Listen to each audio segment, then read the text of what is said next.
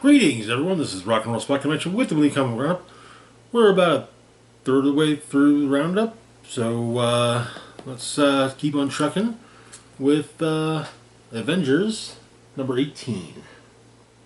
Where we left off, Storm had been invited to join the Avengers by Captain America, and before she could respond, there was a worldwide recording from Hyperion, message from Hyperion, which had been recorded previously. Basically, saying he's flying to Earth from if I remember correctly, Neptune, and he doesn't really intend to stop. So the issue opens with Hyperion, Pluto. Yeah, he flying towards Earth from just outside of Pluto's orbit. However, the Avengers don't exactly know where he's at because, space is incredibly, unimaginably big.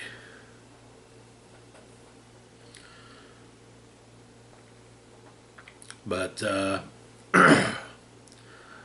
Vision says that not knowing his exact speed and time of departure, they have about 5.5 hours. They'll run projections on the city, and Vision will run projection on his flight path. But Thor says it is a daunting task. Even a bullet does not travel in a straight line, and they're looking for a bullet the size of a man in over 5 billion kilometers of space. It is a task. Is a task that tests even a god. And Storm shows up and says, or a goddess.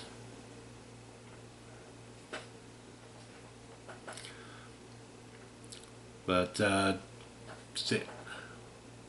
when Storm arrives, Sam explains what his thinking, that he wanted Storm to be there as a voice for mutants. But she didn't get a chance to answer before Hyperion's broadcast went live, so, But she immediately after that asks, how can she help? And Captain Marvel says that that's a global problem, so they've got to coordinate a global response, utilize every asset at their disposal. And, there's someone in mind that's Carol Danvers wants Storm to talk to. And so Storm goes to the factory.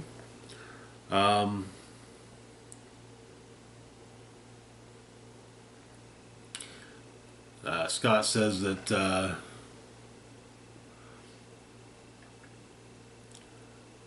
there's always a place for her with the X-Men, but Storm says that he knows that she could never go back to taking orders from. Her and Scott could never go back to taking orders from one another. But and she kind of says that with Captain Marvel's chair of the Avengers and the assemblage of equals, not a strike team with a combat leader. And but who she was sent to talk to was Quentin Quire, with the world's last Cerebro.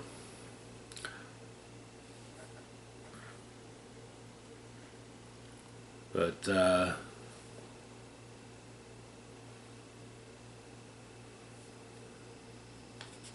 Blade transmits a message to the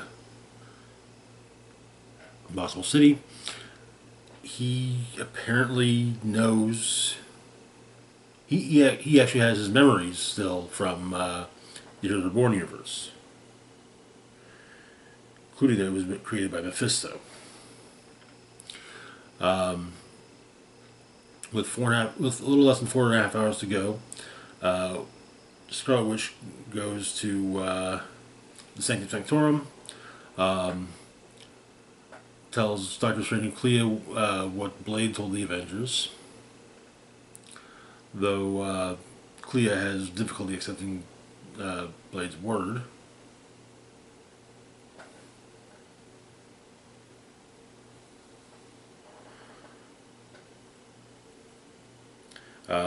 And Scarlet does defend him, saying, "Hey, he was possessed, he was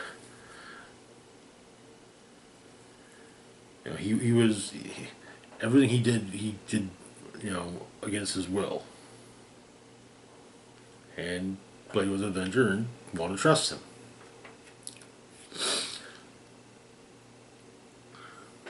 And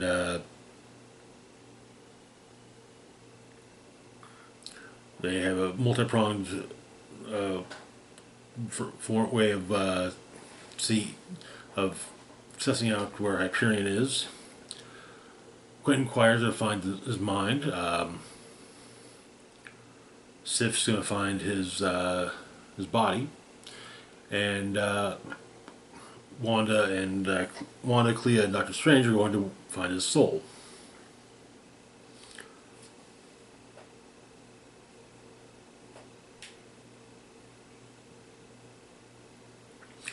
But T'Challa mentions that since Blade said that Hyperion is vulnerable to vibranium, they got interceptor munitions, and once they have Hyperion's trajectory, they'll launch the munitions through the city's teleport gates, assume an intercept path, and explode, filling space with a field of high-velocity vibranium shrapnel. When Hyperion moves through that space, that'll be the end of the threat.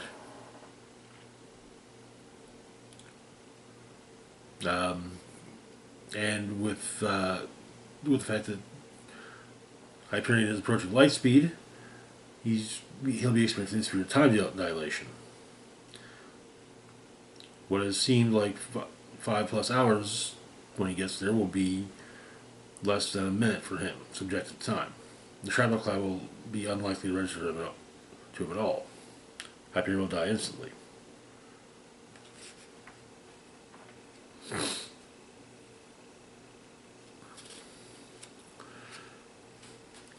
And so, Hyperion's trajectory is found, and the munitions are set to intercept and detonate. Though Vision has a last-minute idea.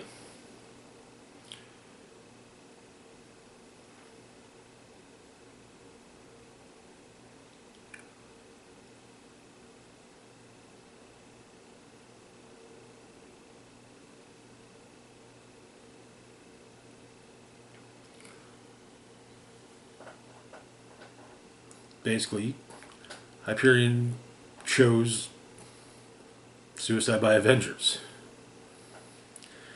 However, the Impossible City opens a portal to Earth 901, explaining that this is an Earth that the Ashen Combine, when they were rulers of the city, destroyed. It is a world without heroes and desperately needs one.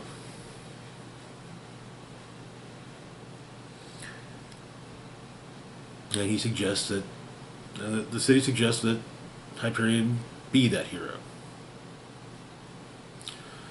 Later on, Thor informs Storm that he's leaving the Avengers, at least taking a leave of absence, because of the events, because of what's going on in Immortal Thor. But Storm accepts the invite to the Avengers. And that is where the issue ends. Good issue. I was impressed. I expected, some, a huge battle against Hyperion that would span multiple issues, but no,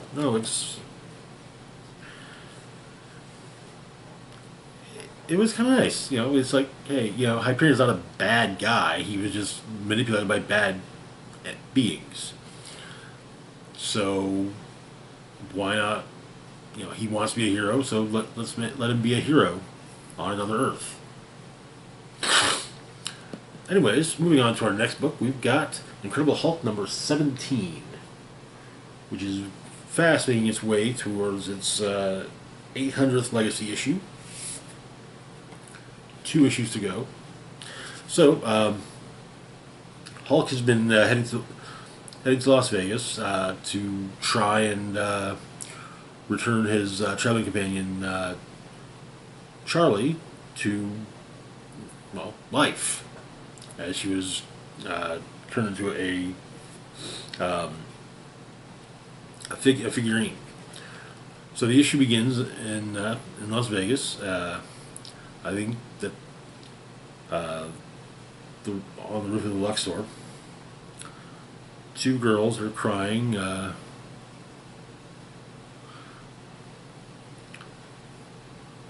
And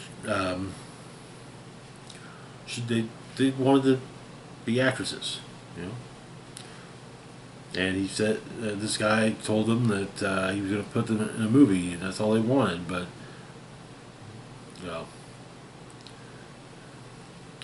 and so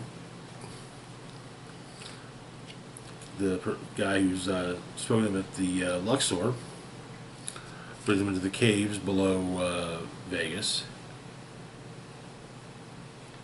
Apparently, a cave, the Lichen Cave, and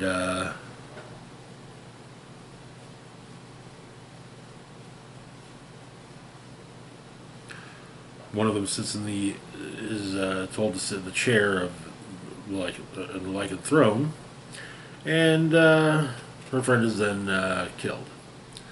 A month later, 30 days later, Hulk arrives in Vegas. Cops tell him, hey, we can't have you tearing up the street like this. But the Luxor lights up and Hulk leaps towards it. Eldest doorman basically instructs him to use he's to go below instead of in the front. The aspect of Betty Ross that's in Bruce Banner's head tells him that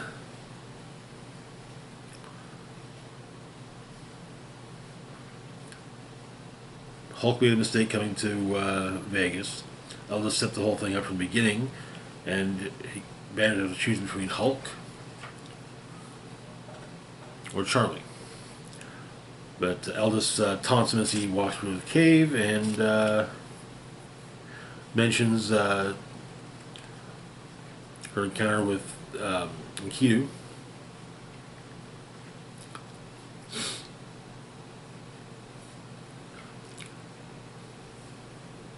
But they fight in the caves, and Eldest shows Hulk their true form. That's horrific.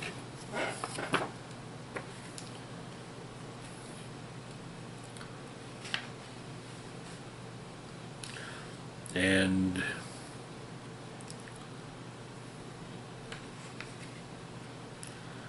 Betty is given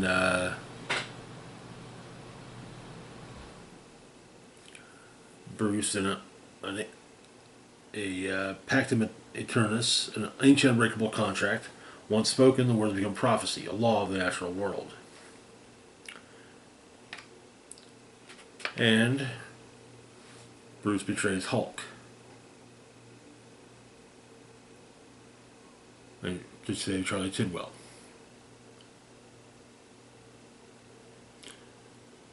Basically, exchange for the restored body and soul of Charlie and Tidwell.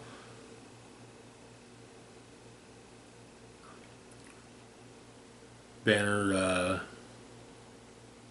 surrenders his flesh as the Hulk, its eldest. And eldest is quite pleased, saying that soon she'll free the Mother of Monsters and set the world to rights. And that is where the issue ends. What has Banner done? Okay, moving on though to our last book for the moment, we've got Deathlok 50th Anniversary Special. So Deathlok is a cyborg created in the real world, created in the 70s. But he was from a dystopian version of the far off year of 1990. Yeah. But there have been multiple Deathlok series over the years, and multitude of appearances in various other books.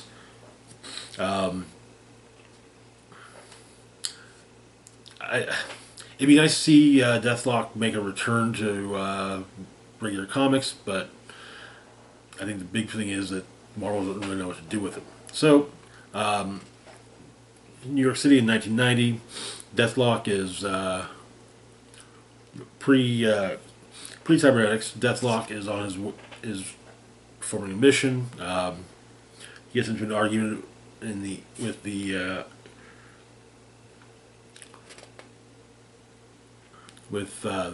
people he's working with.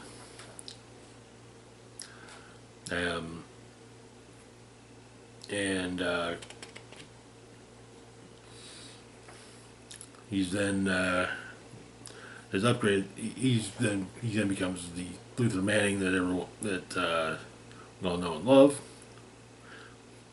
At the Guggen time, he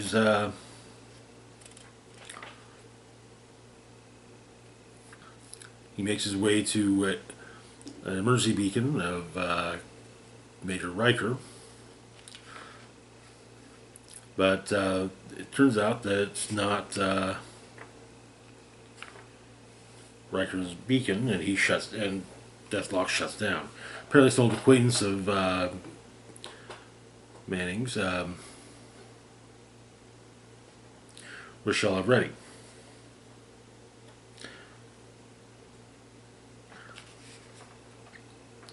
But she quite plainly states that she intends to use Deathlok to kill Riker, and well, yeah, she had him kill Riker. So they make their way to the Flatiron Building.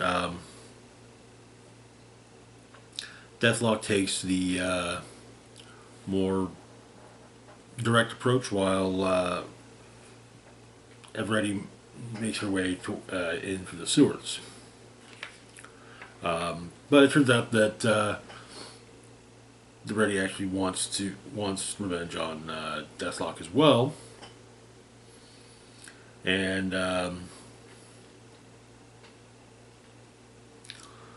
she rebuilt her late husband better than before as a cyborg rat named Radicus. But there's an explosion about to go down, and Deathlok attempts to make an ally of Radicus when Riker kills him. However, as just before the bomb is going to go off, Deathlok is pulled from a time machine and ends up before none other than Victor Von Doom. And that is where the issue ends. Hopefully, maybe that can be thread can be expanded upon. It'd be nice to have another Deathlok, at least miniseries. At least a miniseries focusing on Deathlok, not so much just a miniseries that has Deathlok, a series that has Deathlok in it. But yeah. Anyways, that's going to do it for now. As always, feel free to like, share, and subscribe. Links to my Facebook, Twitter, Blue Sky, Instagram, Mastodon, Patreon, PayPal can be found in the description box down below. Big shout out to Patreon patron Red Band as a Penis. Thank you so much for your support. It is greatly appreciated. This is Rock and Roll Spock signing off saying, live long and rock hard.